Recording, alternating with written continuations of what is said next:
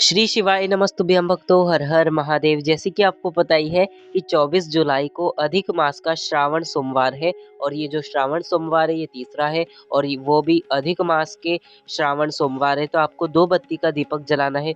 जो भी आपका दुख होगा वो समाप्त होगा, पैसे की कमी होगी दूर होगी और जो आपका भाग्य खराब चल रहा होगा वो भी दूर होगा। तो चलिए हम सभी लोग इस उपाय को जानते हैं। सारी समस्या का ये एक उपाय होने वाला है, तो आइए हम सभी लोग उपाय को जानते हैं। ठीक है, ये उपाय मैं आपको पूज्य पंडित प्रदीप जी मिश्रा जी की शिव महापुराण कथा से ही बता रहा हूँ। तो आइए हम सभी लोग उपाय को जानते हैं। ठीक है, इस वीडियो में मैं आपको टोटल 4 उपाय बताऊंगा।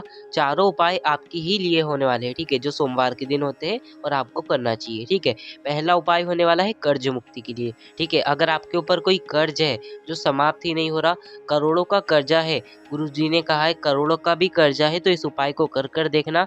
2 से 3 महीने में या फिर 1 साल के अंदर ही आपका कर्जा चुक जाएगा। ठीक है, तो इस उपाय को कैसे करना है मैं आपको बताता हूँ। ठीक है, आपको जरूरत पड़ेगी चावल की। ठीक है, चावल को भिगा लेना अच्छे से, भिगाने के बाद उसे पीस लेना। ठीक है, पीस कर अच्छे से चावल तैयार कर लेना। ठीक है, भीगे हुए चावल को, ठीक है, भीगे हुए चावल आप पीस कर तैयार कर लोगे। उसके बाद आपको लेनी है पीसी हुई हल्दी। ठीक है, पीसी हुई हल्दी भी 1-2 चुटकी ले लेना। ठीक है, ले लोगे। उसके बाद आपको लेना है एक कलश। ठीक है, एक कलश लोगे, एक जल का पात्र लोगे। ठीक है, उस जल के पात्र के अंदर आपको जल भर लेना है अपने घर से शुद्ध जल। ठीक है, भर लोगे। उसके बाद जो हमने पीसे हुए चावल पीसे ना थोड़े से, उस पीसे हुए चावल को 1-2 चुटकी हमें उस जल के अंदर डाल देना है। डाल दोगे, उसके बाद 1-2 चुटकी जो हमने पीसी हुई हल्दी ली उसे भी डाल देना है। ठीक है, डाल दोगे। उसके बाद आपको बस इस कलश को सोमवार के दिन लेकर जाना है बट वृक्ष के नीचे। ठीक है, कहाँ जाओगे? बट वृक्ष के नीचे, बड़ के पेड़ के नीचे जाओगे।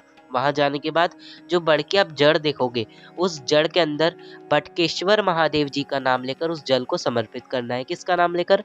बटकेश्वर महादेव जी। फिर से बोलिए, बटकेश्वर महादेव जी। अगर आप बटकेश्वर महादेव जी का नाम लेकर इस जल को समर्पित करते हो, बस आपको इतना कर कर समर्पित कर कर वापस आपको अपने घर पर आना है। बस आपको इतना ही करना है एक सोमवार पर। ठीक है, ऐसे आपको 2 सोमवार या 3 सोमवार करना है। ठीक है, पहले सोमवार पे आपने ऐसे ही पीस लिए चावल को उस जल के अंदर डाल दिया, पीसी हुई हल्दी भी डाल दी। इस कलश को लेकर गए बड़ के पेड़ के नीचे, बटकेश्वर महादेव जी का नाम लेते हुए चढ़ा दिया। ऐसे आपको 2 या 3 सोमवार कर लेना है। ठीक है, कर लोगे। उसके बाद 3 सोमवार बाद आप जो बड़ की जड़ देखोगे, थोड़ी जड़ ऊपर ऊपर लगी रहती है, तो बड़ की जड़ जो बड़ के पेड़ में से आपको थोड़ी सी जड़, ठीक है, लेकर आ जाना है 3 सोमवार बाद। ठीक है, लेकर आ जाओगे ना जड़ को, और बस उस जड़ को कोई भी धागे में, ठीक है, लाल धागे में बांध कर अपने गले में या फिर अपनी जेब में उसको 2-3 महीने रखे रहने देना है।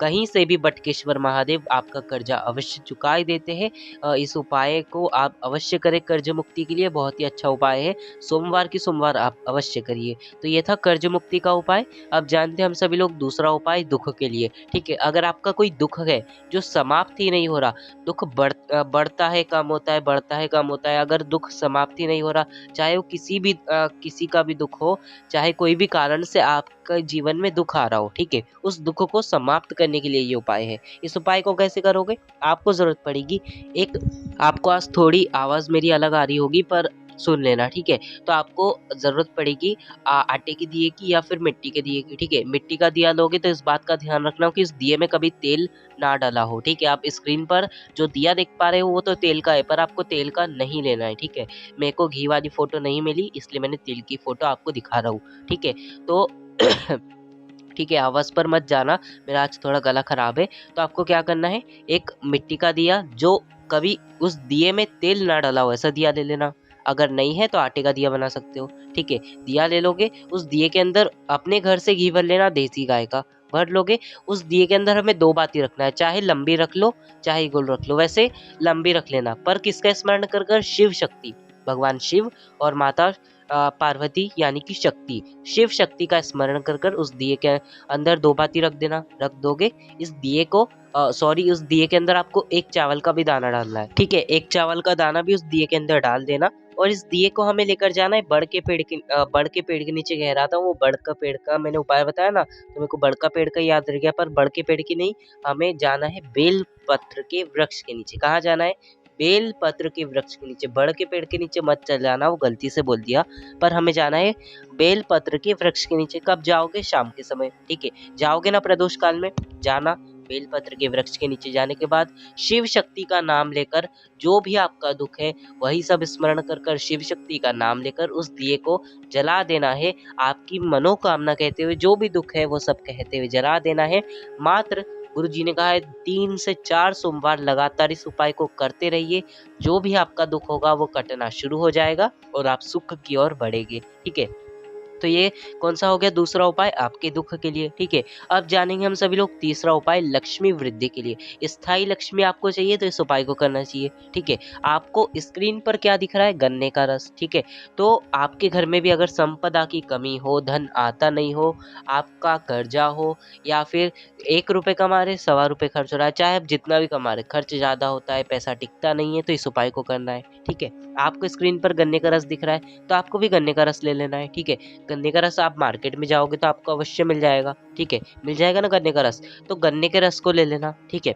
आप उस गन्ने के रस में कुछ भी मत डलवाना, ना ही बर्फ, ना ही नमक, ना ही नींबू, ठीक है। कुछ भी मत डलवाना, सिर्फ सादा सिंपल गन्ने का रस ले लेना, ठीक है। ले लोगे गन्ने का रस, उसके बाद इस गन्ने के रस को हमें लेकर जाना है शंकर जी के मंदिर में, ठीक है। शंकर जी के मंदिर में जाओगे, जाने के बाद आपका जो फेस होना चाहिए वो उत्तर दिशा की ओर होना चाहिए। कौन सी? उत्तर दिशा की ओर, पीठ और दक्षिण दिशा की ओर, ठीक है। समझ आ गया ना? जो आपका मुख होना चाहिए वो उत्तर दिशा की ओर, और जो पीठ होनी चाहिए वो दक्षिण दिशा की ओर। ऐसे जाकर शंकर जी के सामने खड़े हो जाना। जो आप जल के पात्र के अंदर लेकर आए हो गन्ने का रस, उस गन्ने के रस को श्री शिवाय नमस्तुभ्यम कहते हुए, लक्ष्मी माता स्मरण करते हुए, शिव शक्ति का स्मरण करके आपको शिव जी की शिवलिंग पर वो गन्ने के रस को समर्पित कर देना है, ठीक है। समर्पित करते समय श्री शिवाय नमस्तुभ्यम मंत्र का आपको जाप करना है। बस आपको इतना ही कर कर आ जाना है। जो व्यक्ति गन्ने का रस शंकर भगवान की शिवलिंग पर समर्पित करता है उसके घर में स्थायी लक्ष्मी वास करती है, ठीक है। तो ये हो गया तीसरा उपाय। अब जानेंगे हम सभी लोग चौथा उपाय, जो कि सबसे आसान आपकी मनोकामना के लिए होने वाला है, ठीक है। चारों उपाय बहुत ही अच्छे हैं, इसलिए मैंने कहा आप सुनकर जाना, ठीक है। तो चौथा उपाय होने वाला है आपकी मनोकामना के लिए। इस उपाय को आपको कैसे करना है? आप शंकर जी के मंदिर में सोमवार के दिन तो अवश्य जाओगे, ठीक है। कभी ना कभी तो आप पहुंचोगे शंकर जी के मंदिर में, कभी भी चले जाओ ना शंकर जी के मंदिर में, आपको नंदीश्वर भगवान तो अवश्य दिखेंगे, ठीक है। शंकर जी के शिवलिंग के सामने आप देखोगे तो नंदीश्वर भगवान बैठे रहते हैं। तो आपको उनके सीधे कान में, ठीक है, उनके सीधे कान में सुयशा जी का नाम लेना है। किसका नाम लेना है? सुयशा जी, जो नंदीश्वर भगवान की वाइफ है, यानी कि सुयशा जी, उनका नाम लेकर आपको अपनी आंखें बंद कर लेनी। सबसे पहले आंखें बंद कर लेना, और जो नंदीश्वर भगवान का उल्टा वाला कान है उसे बंद कर देना। सीधे वाले कान में सुयशा जी का नाम लेकर आपको अपनी मनोकामना कह देनी है नंदीश्वर भगवान से, और आखिरी में नंदीश्वर भगवान से कह देना कि ये मनोकामना मेरी शंकर भगवान तक अवश्य पहुंचाना और जल्दी से जल्दी पूर्ण कर देना। बस आपको इतना कह देना है और वापस आपको अपने घर पर आ जाना है। जो व्यक्ति सोमवार के दिन नंदीश्वर भगवान को अपनी मनोकामना कह कर आ जाता है, उसकी मनोकामना मात्र 3 महीने में पूरी हो जाती है। तो इस उपाय को आपको अवश्य करना है आपकी मनोकामना पूर्ति के लिए। तो इस उपाय को आप लोग अवश्य करें, और कमेंट में हर हर महादेव और श्री शिवाय नमस्तुभ्यम लिखना ना भूले। आज की इस वीडियो में इतना ही। श्री शिवाय नमस्तुभ्यम। हर हर महादेव।